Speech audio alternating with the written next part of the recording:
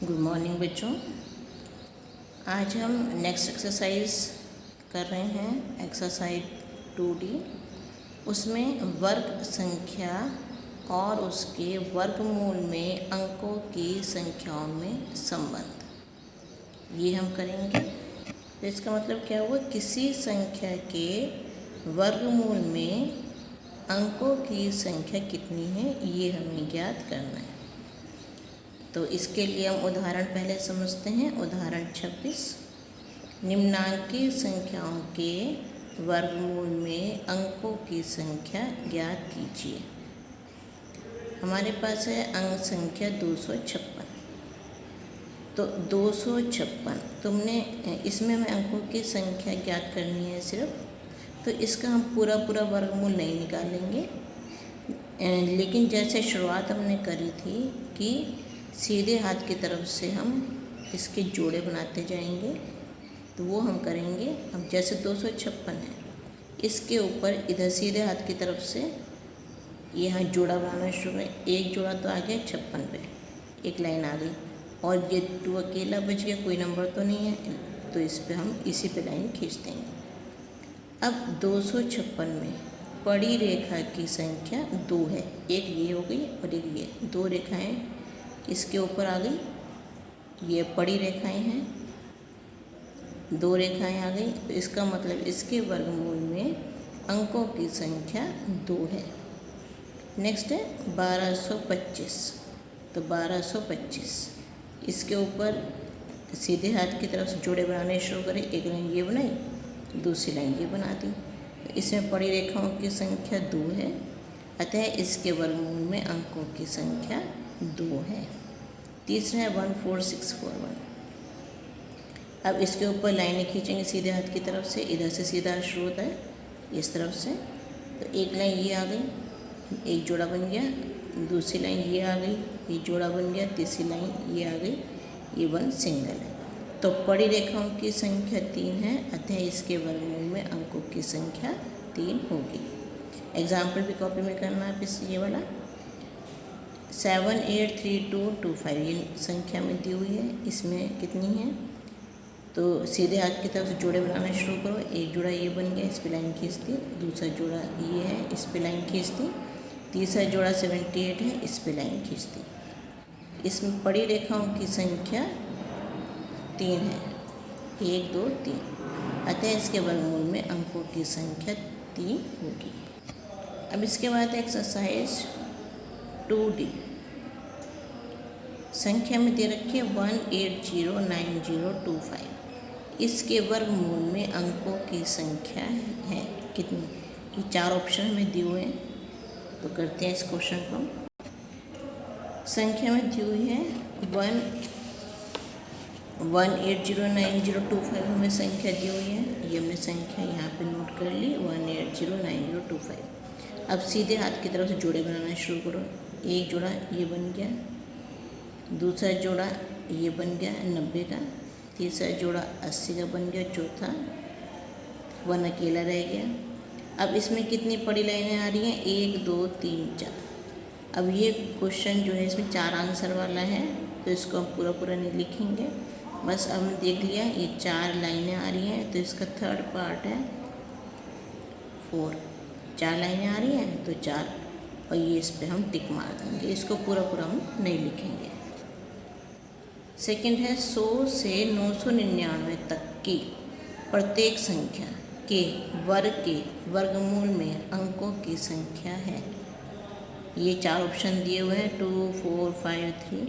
तो इसे करते हैं, देखते हैं कितना आंसर आता है इसका।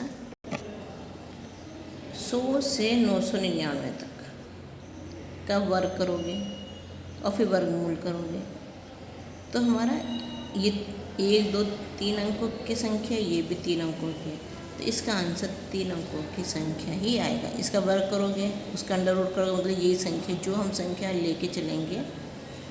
अब मैंने 100 लिया, 100 का वर्ग करो, ठीक है, आप करके देख लेना चाहे। 100 का वर्ग करना, 1 के आगे 4 0 लग जाएंगे, उसका वर्गमूल निकालोगे, फिर यही नंबर आ जाएगा।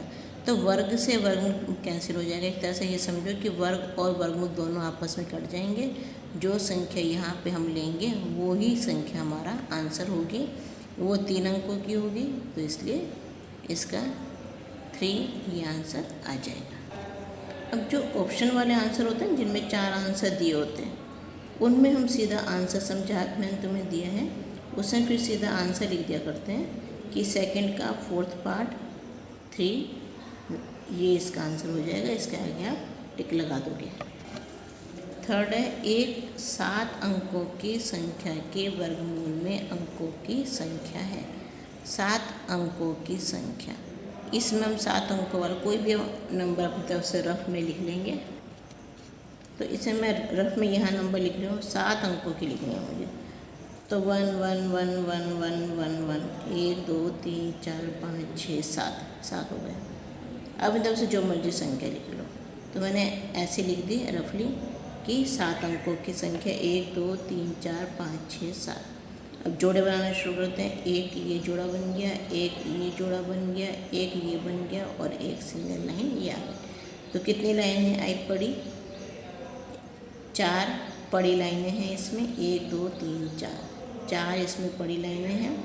तो इसके वर्गमूल में अंकों की संख्या भी 4 होगी। तो इसमें थर्ड क्वेश्चन है और थर्ड पार्ट का आंसर 4 है कि 4 लाइनें आ रही हैं। थर्ड पार्ट का आंसर 4 है, तो ये टिक। फोर्थ क्वेश्चन है, किसी संख्या के वर्गमूल में केवल 2 अंक हैं। अब वर्गमूल निकल गया इसमें, वर्गमूल में 2 अंक हैं तो वह संख्या है। वर्गमूल में 2 अंक हैं। अब देखो इसमें तुम्हें रफली समझाते पहले। वर्गमूल में 2 अंक हैं, मान ली 11 है, ये वर्गमूल है। अब इसका अगर वर्ग हम करते हैं तो कितना आता है? 1 2 1, ये नंबर आ जाएगा हमारे पास 1 2 1। 11 का अगर हम वर्ग करते हैं तो 1 2 1 आता है। हमें 2 अंकों की लेनी है ना, इसमें 2 अंक होने चाहिए वर्गमूल। तो ये 2 अंकों के वर्गमूल में वर्ग करेंगे 121। अब मान लीजिए दूसरा नंबर मैं लेती हूँ 90, ये भी 2 अंकों वाला है। इसका वर्ग करेंगे तो 9 9 81 और 1 0 की 2 0 बन जाएंगी, 8100 हो गया। तो जब हम 2 अंकों की किसी भी संख्या का वर्ग करते हैं तो या तो हमें 3 अंकों की मिलेगी या हमें 4 अंकों की मिलेगी। 2 अंकों की 2 अंक इसमें हैं, इसका वर्ग 121 आया तो हमें 3 अंक मिल गए यहाँ पे। ये भी 2 अंक हैं, इसका वर्ग करेंगे तो हमें 8100 मिल गया, तो ये 4 अंक हो गए। तो इसमें क्या पूछा है कि वर्गमूल में 2 अंक हैं। 2 अंक जैसे मैं 11 और 90 ले लिया। अब उसका वर्ग है तो संख्या क्या होगी? संख्या मतलब उसका वर्ग क्या होगा? तो 121 आया था या 8100 आया था? अभी तुमने देखा, मैंने उदाहरण तुम्हें बताया। 121 है 3 अंक वाला, 8100 है 4 अंक वाला। तो इसमें यह आंसर हो जाएगा थर्ड पार्ट, या तो 3 अंकों की संख्या है वो या 4 अंकों की है। तो इसमें हम लिख देंगे फोर्थ का थर्ड पार्ट। ये ठीक है। और ये क्या है? 3 अंकों की, जो भी हम यहाँ पे लिखते हैं आंसर, तो वो वाला आंसर भी हम लिख देना चाहिए कि जो कि आंसर है। जैसे थर्ड पार्ट पे खाली टिक नहीं लगाओ, जो आंसर थर्ड पार्ट के साथ दिया हुआ है वो भी लिख दिया करो। अब नेक्स्ट है, निम्नांकित प्रत्येक संख्या के वर्गमूल में कितने अंक होंगे? ये हमें संख्याएं दी हुई हैं, तो ये करते हैं हम। इसमें फिफ्थ का फर्स्ट पार्ट है 2304, ये हमें संख्या में दी हुई है 2304। तो इसमें देखो, पहले हम सीधे हाथ की तरफ से जोड़े बनाना शुरू करते हैं। एक जोड़ा ये बन गया और दूसरा जोड़ा ये बन गया। अब इसमें क्या लिखेंगे? इसमें पड़ी रेखाओं की संख्या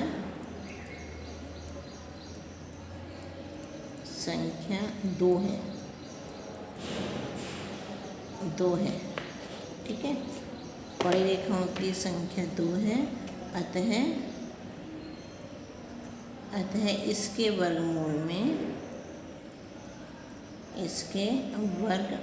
में अंकों की संख्या 2 है। संख्या 2 है। इसका आंसर हो गया 2। ठीक है, अब इसके नेक्स्ट सेकंड पार्ट है इसमें 7 5 6 2 5। अब इसमें जोड़े बनाते हैं। एक जोड़ा ये बन गया, एक जोड़ा ये बन गया और एक ये अकेला रह गया। 3 लाइनें हैं इसमें, तो इसमें ये सेम लिख दोगे ऐसे।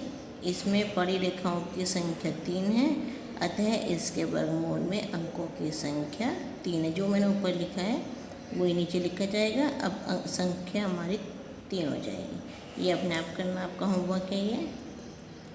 अब ये 1 6 6 4 6 4। देखो इसमें क्या करना है, पहले हमें सीधे हाथ की तरफ से लाइनें खींचनी है।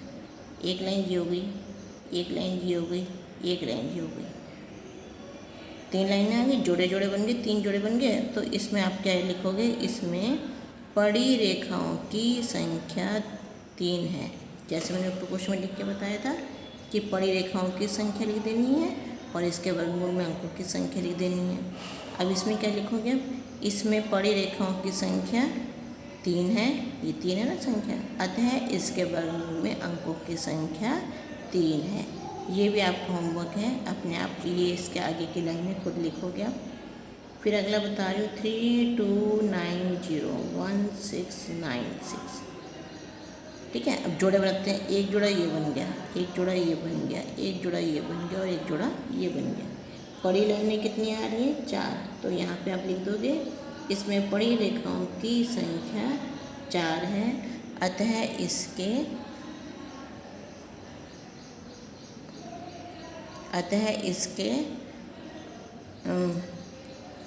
वर्गमूल में अंकों की संख्या 4 है। नेक्स्ट है 6 4 4 3 2 7 2 9। ये नंबर है। अब ये लाइन एक तो ये खींच दी, एक ये खींच दी, 2 एक 3 खींच दी, 4 लाइनें हो गई। तो इसमें भी ये लिखोगे पड़ी रेखाओं की संख्या 4 है, अतः इसके वर्गमूल में अंकों की संख्या 4 होगी और ये एक्सरसाइज आपकी कंप्लीट होती है। इसके उदाहरण भी करने हैं आपने, और कोई ये वाला होमवर्क है आपका, इसके आगे खुद लिखोगे, मैंने आपको समझा दिया। Okay, thank you. और अगर समझ में आता है तो वीडियो को आप लाइक ज़रूर कर दिया करो। ठीक है बच्चों, ओके बाय।